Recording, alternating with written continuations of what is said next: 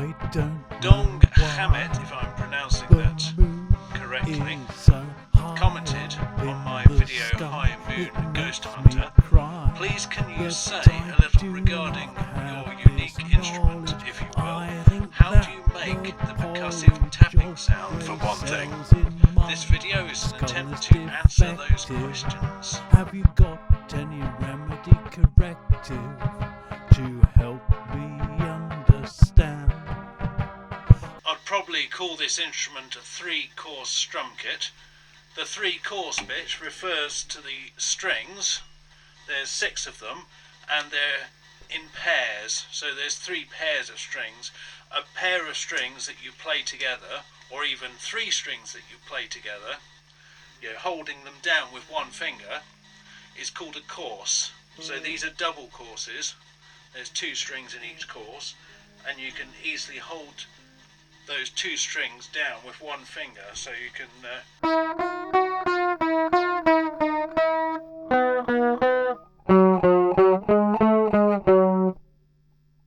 that's the 3-course bit. The Strumkit is something that I've invented myself with a little bit of help, and that's this bit. We have this,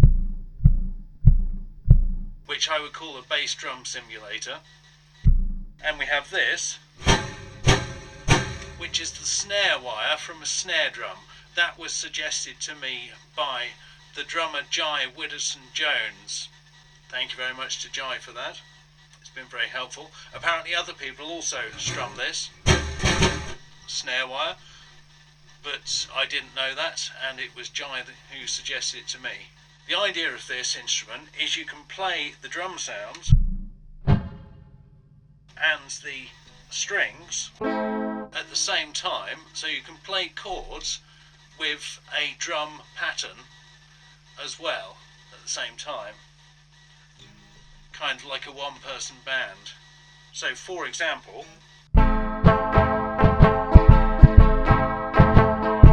you play sounds that resemble the sounds of a drum kit by strumming, which is why it's called a strum kit. I'd use a guitar pick, and quite a solid one myself. This here, the bass sound, the bass drum simulator. It's a solid piece of wood here, so when you strike it with the guitar pick, it wears the guitar pick down, so you get scratches on it and so forth. That's less stressful than the guitar pick, I think, the snare wire. So, when you strum, you can strum anywhere to get the sound of the strings.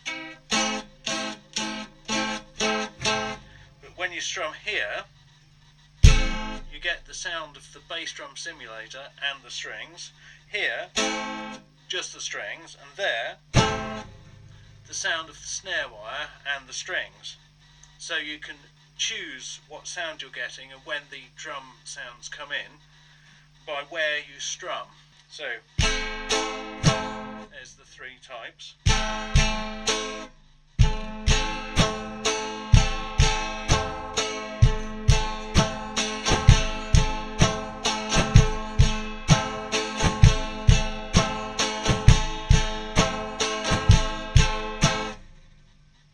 This is a strum kit that presumably at some point was on a different instrument, though I don't actually remember that at the moment.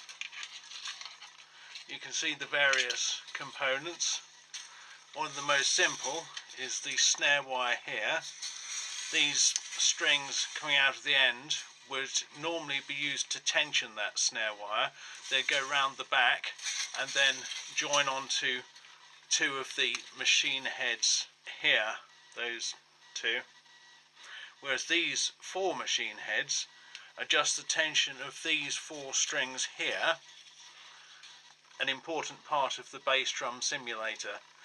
You can see that they go either side of this bit of wood, so the bit of wood is held between them. There's 2 strings at the top and 2 at the bottom, and you'd strum with the pick on that bit like that.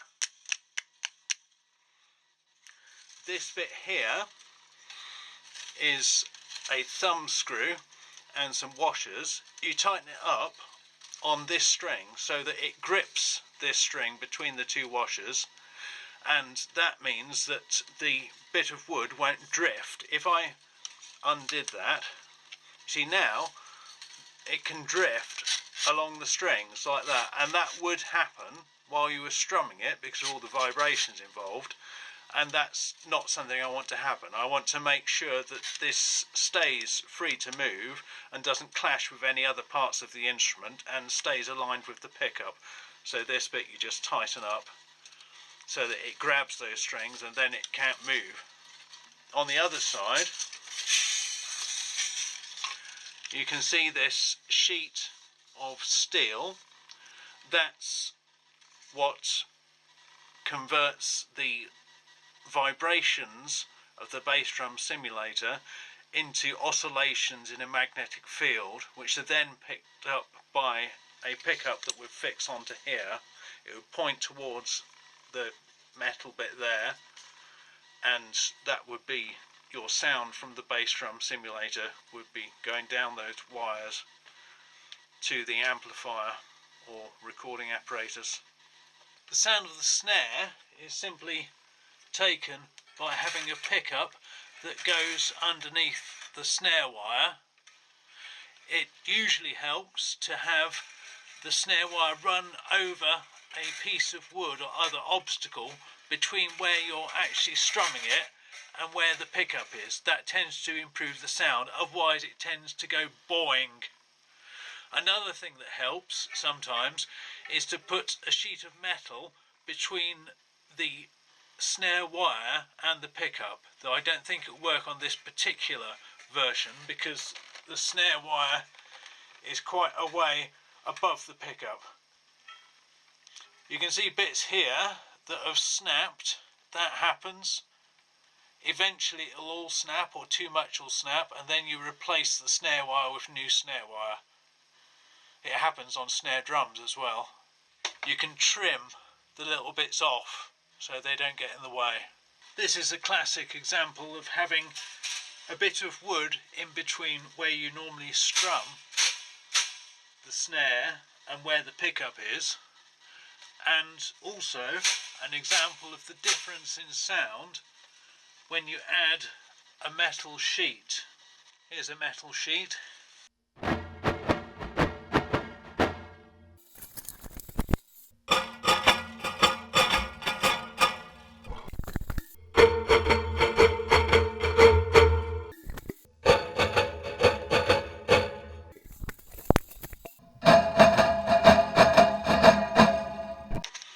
I have made a few different versions of bass drum simulators. The first was simply a bass guitar string with a tea towel on it. The bass guitar string itself would represent the drum skin on a bass drum, and if you look inside a bass drum you'll very often find that there's a load of sheets or something which is to damp the sound of the bass drum skin, so instead of going boing it goes boom. The tea towel does that job on the bass guitar string, so the bass guitar string instead of going boing goes boom, and that's it. The sound of the bass guitar string is picked up by a pickup. I've usually used a humbucking pickup, and I've usually put that pickup where the tea towel is so that the string itself doesn't collide with the pickup, but you can still have it really close. I didn't like that design entirely because it's very long. It takes up a lot of space, and a bass guitar string is long, and although you could in theory make it shorter, I don't think the sound would be as good. So I tried to find a different way to do that, and I came up with this thing, which is like the one on the instrument used in High Moon Ghost Hunter. And then I decided that having 6 machine heads to adjust the sound was far too many machine heads. It costs too much and takes up too much space, and I didn't like that, so I invented another bass drum simulator which basically works like when you twang a ruler on the edge of a desk. Or you could say it's a bit like a tine on a thumb piano, but loads bigger. This instrument has a version of the Strumkit with the bass guitar string with a tea towel on it. Here's the bass guitar string going all the way up to there where it's tuned, and there's the tea towel. It covers over this pickup. There's a humbucking pickup just there, and here we go.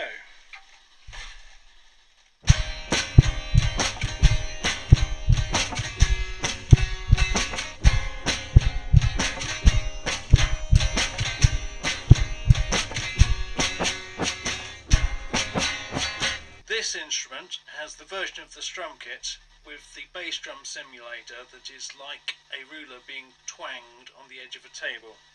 Here is the bass drum simulator.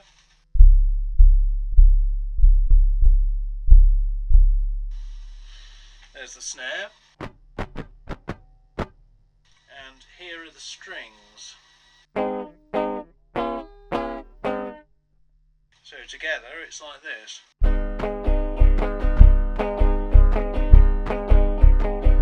This design was also meant to be able to be played with the thumb doing the Strumkit side of things and finger picking on the strings, but I never got good at that. It's something like this.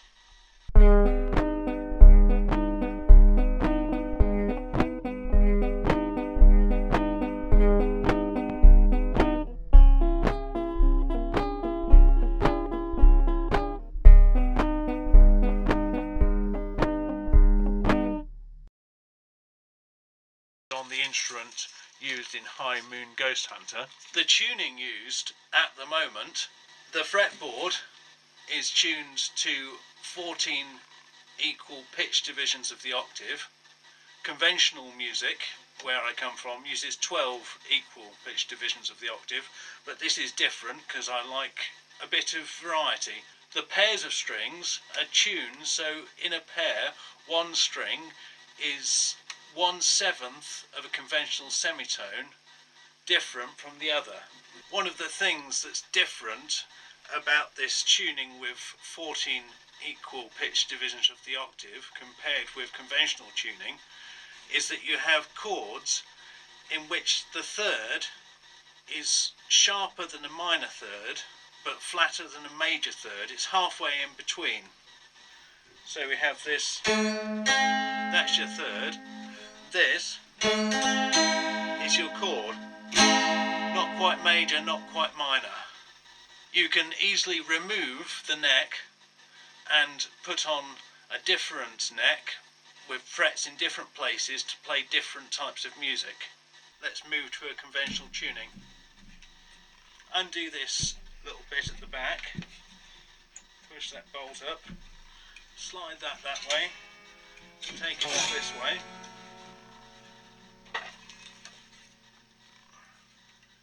Conventional fretboard, slide it there, put it there, slide it up here, there we go, slot it onto that bolt there, then we tighten that bolt up at the back.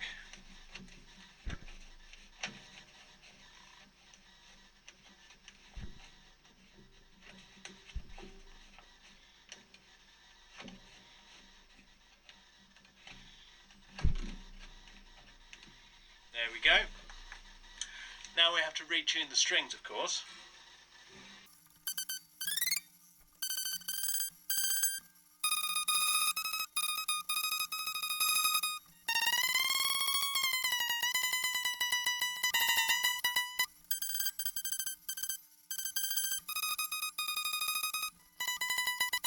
Right, there we have now conventional tuning.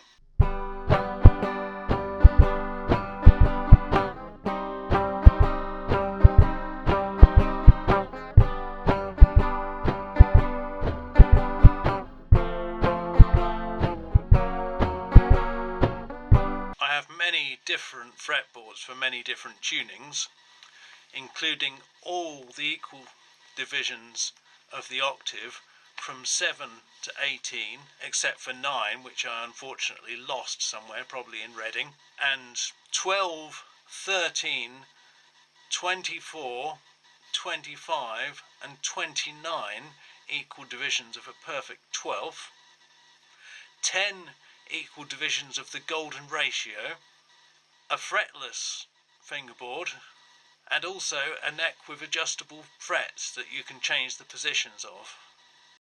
The instrument has 3 volume controls, one for the strings, one for the snare wire, and one for the bass drum simulator. You can see here how the instrument has 3 outputs. At the moment I'm using all 3. The sound from each pickup is taken through a different lead to a different input connected to the PC. So you can record the bass drum simulator, the snare wire and the strings on a separate track and then adjust the volume of them separately and apply different effects. You can also do that live when you've got a PA system with at least 3 inputs, or you could use 3 amplifiers. Or instead of that, you can just use one of the outputs and it will have all 3. If I unplug the other 2 leads, then all the output from all 3 pickups would go through the one lead. You don't have to flip any switches or anything like that.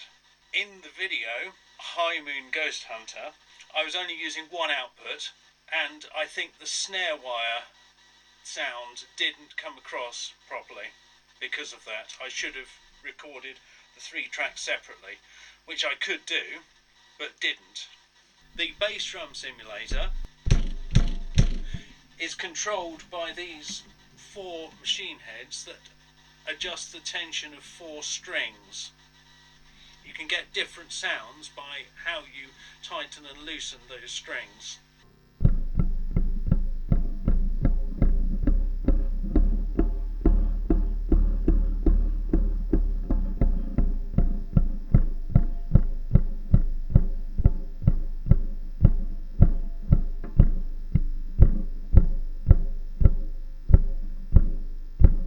The snare wire is adjusted by 2 more machine heads that adjust the tension of strings that pull on it on the back here. There's the 2 strings connecting to the snare wire. These are adjustments for the intonation of the strings. These adjust the position and height of the pickup that takes the sound from the strings. These adjust the height of the strum kit relative to the strings so that you can strum comfortably.